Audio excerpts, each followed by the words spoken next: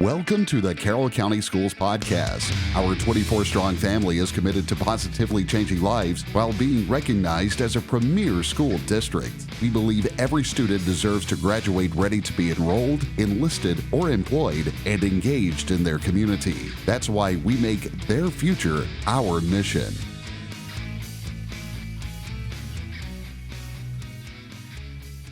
Welcome to the Carroll County Schools Podcast. I'm your host, Ben Chambers. And as you know, this year we're talking about elevation, what we can do to elevate our preparation, our execution, and our performance.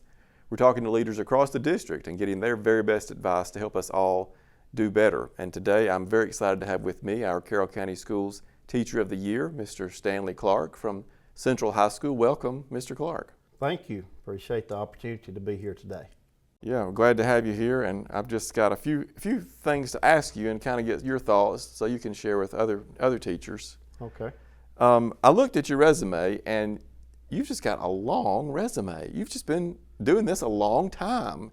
Taught in Alabama, administrator in Alabama, worked for the Alabama Department of Education, I think, and now back at it again in Georgia, back in the classroom. So just tell us a little about what you've done. Well, I have come full circle.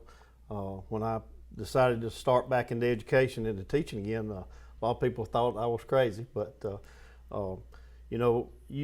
as you go through a career like in education, you realize that it's something that is your calling, and so it's been my calling to do this. And to start with, really in high school, it all started probably when I was a senior in high school. I told my mother I was tired of school. She was pushing me to get enrolled into college or to go get some more education. I told her I was finished with school. I was ready to go to work. Well, I went to work at the biggest employer in Clay County Schools in Alabama called Welborn Cabinet Shop, and loved woodworking, loved ag. I thought this was going to be my career, is to work with them. And so they put me though in a sanding mill where we were sanding lumber for 8 hours a day, second shift from 2 to 11 o'clock at night.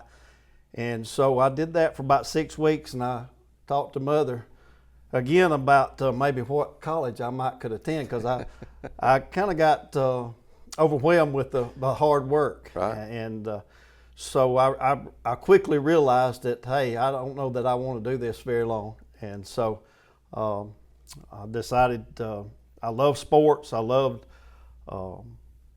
ag, and so had one of the best ag teachers you could have, and had some good coaches. But I had coaches that moved along and changed jobs a lot, and I got thinking about that. I'm kind of a homebody, and I said, well, I don't know that I want to move around, and so I said that I would do ag, and so went to school to do that, and was one of these students that once I got there, I decided I was going to try to get out quick, and so I took a lot of courses. Really, it was on a quarter basis then, and so I got out a 4.5 year degree in 3.5 years, because I went every summer, and got a job when I was 21. Really thought I might do something besides education. You can go into ag education and work in different areas, whether it be sales and things like that. And so, but had a teacher at Lincoln High School in Alabama that called me, and it was at Christmas time. I was the only graduate from Auburn University at Christmas, and he said, listen, the job's opened up back home in North Alabama, and I want to go back home, and they need somebody to apply for this job. So I had just interviewed for one job that I didn't get, and so I thought maybe I better take advantage of this. And so I said to myself, I'd do it for 6 months, and we'll see how it goes. Come in there the first day, got hired, and the students told me they had 3 ag teachers, and I'd be the next one to leave. Wow. And so I buckled down and got rough and tough with them, and I can call most of those students' names today too, but they were good kids, and just had to call a few parents. And I stayed there 15 years. Never thought I would do anything different. And then the administration started pushing me to sign up with this cohort administrative leadership position that Talladega County Schools brought to the teachers there. And so after the third year of getting nominated and asked to be a part of that, I said I better take advantage of that. So I did that, and before I got my administrative certificate, job opened up a little closer to home in Wedowee, Alabama, a career tech director's position and principal's position at a career tech center. And so I was fortunate enough to get that and be able to serve there for 10 years. And then the state of Alabama changed some things up with our retirement contributions. They increased them with no extra benefits, and there were some changes with our insurance. And so our insurance was going to double basically if we retired before 65. And I thought, yes, I'm ready to retire, in my 50s. I thought. Right. Here I am, 59 now, and it's something that I'm gonna work to 65 anyway, at least. And so, but I didn't think that then. But anyway, I did retire. I had 26 years of a service there, and had an opportunity to go to work with a company called Value Teachers that just right out of retiring that helps school employees with retirement planning, retirement education, and saving extra for retirement through a 403B or 457. So I did that probably for, I'm actually still doing some of that, just part-time, but the state called me and asked if I would support ag teachers across the state. And they call the position Agri-Science Program Improvement Specialist. So for really about 8.5 years, I worked with anywhere from 60 to 90 teachers in central Alabama, just providing a service to help them with anything they needed. It wasn't an evaluative position. It was just one that, especially with new teachers, going in and giving them the advice and trying to help them be successful. And so then COVID comes around and a lot changed. And so when Mr. Jared Griffiths gave me a call, he got my number from Mr. Ayers, Ryan Ayers, and Mr. Ayers was working with one of my former college roommate that was teaching ag in Bowden. And so they caught me down in a swamp checking my ball cypress trees to see if they had lived. And I didn't answer to start with. And Mr. Ayers left a message, and it kind of seemed urgent. I need to talk to you. Well, my daughter lived in Georgia and working, and so I immediately in that swamp picked up the phone and said, hey, what can I help you with? And Mr. Ayers told me about the situation. Wasn't really enthused. I was working 2 jobs really with the State Department of Education and working with Value Teachers, and really full time with them. I worked in about 15 different school systems. And so when COVID hit, we couldn't go into those schools and do that work anymore. And just felt the Lord telling me I needed to do this again. Even when I was working with the State Department, I would go to national conventions and state conventions and see the students and the teachers receiving awards, and just wanted to do it again and be a part of that.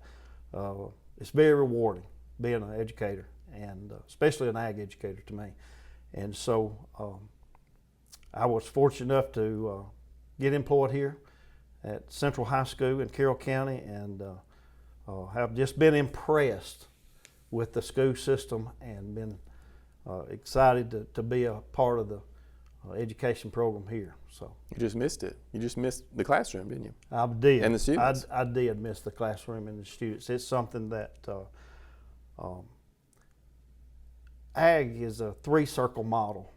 We have classroom and shop experiences for the students, but we also have supervised ag experience programs where they take what they learn in class and try to apply it at home, and how some of them's work-based, some of them are entrepreneurship programs where they actually own cattle or they own chickens or some kind of livestock or a yard cut business. And then the third part of that circle is FFA, and the FFA really promotes growing leaders. It promotes career success, and it's something that really stands out to me as the key to having a successful ag program is really being engaged in the FFA. So, well, here we sit in 2025. Right. And you look back, I think your first year in the classroom was 88. Right. Is that right? Mm-hmm. January of 88. All right. So what's the biggest change in the classroom since 1988? Well, I can tell you we didn't have cell phones, but technology by far is the biggest thing. Students haven't changed. They and that's something with ag, is an elective subject, and especially here at Central High School and Carroll County Schools, students are given choices, and those students that choose ag, they want to be there. They love and they want to learn and they want to do things. And so I've been proud to have very few discipline issues, in any year. I don't even think I've had one this year. I can't even reflect back on it. So it's something that it's a wonderful situation to be in when kids love your program and love to be there and want to participate and be engaged in it. But the technology is the biggest thing that has changed. I came in and I'm kind of embarrassed about this, but I asked them where my grade book was when I come back, because it had been about 25 years since I'd been back in the classroom. Right. Well, they looked at me kind of funny, and so they said it's all on computer, and I said, oh boy. And so, but it's something that Carroll County Schools have just been so supportive. That's the biggest. Another difference from where I started initially is the facilities and the support that we get from Carroll County Schools of the things we need, whether it's for the students or teaching aid. They try to find a way to get those for us. So. Yeah. Well, you're being honored for classroom teaching, right? This is your Central High School Teacher of the Year and the school system Teacher of the Year. So as you look back, you had to get good at this at some point, right? What really helped you the most? What helped you elevate your teaching more than anything else? Well, I really think it's just a desire to be the best that you can be. I mean, it's something that taking pride in your work every day, caring about the work you do and caring about the kids, and I never wanted a student to leave the classroom any day and not learn something, because as administrator, I'd ask, even when I was in Wedowee, Alabama, I'd ask students all the time, "What'd y'all do today?" And so it's something that if they couldn't tell you what they did, that wasn't good. And so to me, it's something about just making sure you're organized, you're prepared for the day, and that's what they're paying you for. You're responsible for educating them, and so they'll tell you, there's not a day goes by that we're fully engaged, and we try to elevate it. I love the terms elevate and being premier and all that, and so those are things that are on the chalkboard or on the whiteboard, and I have several other things that I have posted in the room. I have some words posted, like with every subject, I try to tell them why they need to learn it. Why is it important? And so I use that with every daily lesson, is why do you need to know this? And so it really makes it real and relevant for the kids, and so most of them respond, and so that's really probably the biggest thing that I'm doing now, is just trying to make it relevant to their future and to help them be successful. That reminds me, we had the superintendent ambassadors in for their last meeting of the year a couple of weeks ago, and when we were asking the students what is something that would really elevate for you, and they said those teachers need to make things relevant to real life. That was what they said. That's right. The classroom work needs to relate to something that we're really experiencing, or going to experience, going to need. Oh yeah. That's big. It is, and It involves every subject matter in agricultural education. Agricultural education is so diverse, but whether it's electricity and fixing an outlet to doing plumbing work, those are things that they'll be faced with eventually. Mm-hmm. Something's going to tear up. Right. And so it's very easy to make things relevant though in agriculture. Right. Education. So a college student comes to you and says, I'm graduating next month, Mr. Clarke, and I'm starting teaching in the fall. What's the best piece of advice you've got for me so I can teach or still be at this in 35 years? Right. Well, when I started, we were assigned a mentor teacher. And I think that's the best thing that you could do with any young teacher. And my mentor teacher stayed with me till the day she retired. And one of the things she told me a day or so before I retired was to start saving extra for retirement. And so she brought me a form, an RSA-1 form, and she said, put $100 down there a month. And I did it. But and that's how I learned that you need to do some extra saving, as you're working throughout your career. But with young teachers, I think they should have somebody they run everything they can across, and just people to support them, somebody that will help them. A lot of times teachers will come in and think they know how to handle things, but most teachers struggle with student management, and it's all about keeping the kids engaged. And so if you're up in front of those students, working with them, talking to them, not just assigning them work, but being involved with the lesson, they're going to be engaged, and you're not going to have any problems. And so I tell young teachers that there's a lot of things that you don't know how to handle, and you won't have to handle as much if you can manage them. And students want you involved. They want high expectations in the classroom. They want teachers involved, and so you can't just assign them something and expect them to do it. Like if I left a class to watch a video and told them to watch the video, they're not going to watch that video. I'm going to have to be up there engaged with them and said, y'all see that? If you do things like that, you've got to be involved with them. But teachers need to depend, young teachers, on a mentor. It just is somebody that has been there, done that, and can help them. That's good. It's good advice. Mm-hmm. So we're talking about elevation, and it's to help leaders elevate. So as you look back over your career, who's the best leader that you may have had, saw, experienced, the person that you really wanted to follow? Well, that's a hard one. that really is. I had so many. It's hard to pinpoint one. I really think that my granddaddy and my dad, they had such a strong work ethic that if you're going to do something, you better do it right.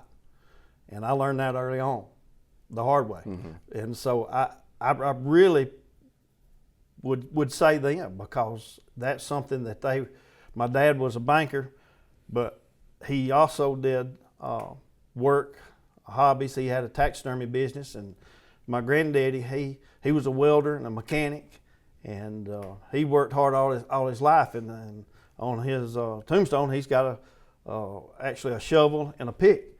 And I remember being with him, shoveling ditches and picking rock, trying to get the rock out of a ditch, and so to me, you can do anything if you've got the positive attitude and have a good work ethic, and just work hard. And so that's something that I've had several throughout my career that's made an impact, like my ag teacher and my football coaches. But I would have to say my family. Well, part of being a leader is being a visionary and looking ahead. So what have you still got left to do? Well, I really are going to be here as long as the Lord let me live. I guess. Sure, I want to retire at some point, but it's something, if I'm supposed to be here, I'm going to continue to work. I would love to see our ag program get recognized more on the national level. Through the FFA, they can participate in probably about 25 different career development events or leadership development events, and it's something that one of my proudest moments I had is back in 1996, I had a group of young men that won the National Forestry Contest. Didn't realize we would have an opportunity to win it, but they become a national winner from the state of Alabama. Well, in 97, I tried to talk them into doing another career development event in ag, but they wanted to continue to work in forestry. And so there was a 4-H event that they could enter, and they went and won the 97 4-H national contest in Western West Virginia. And I would love to see some of our students have success at that national level here at Central High School. And so it's something that it makes a difference when students are successful. And really, in this job, building the confidence in every student is really our goal. If they're confident, they can achieve anything. And so that FFA helps them build that confidence. And it's really, through the programs that we have, it's a resume builder. The more that students participate in high school, the more things they have on their resume, and more experiences and more leadership skills that they can use for the rest of their life, and with all the career opportunities they have. So it all comes back to students, right? That's right. Well, thank you very much for joining us on the podcast today. Great advice for lots of teachers. Well, thank you. Enjoyed it. And thank you for joining us for the Carroll County Schools Podcast.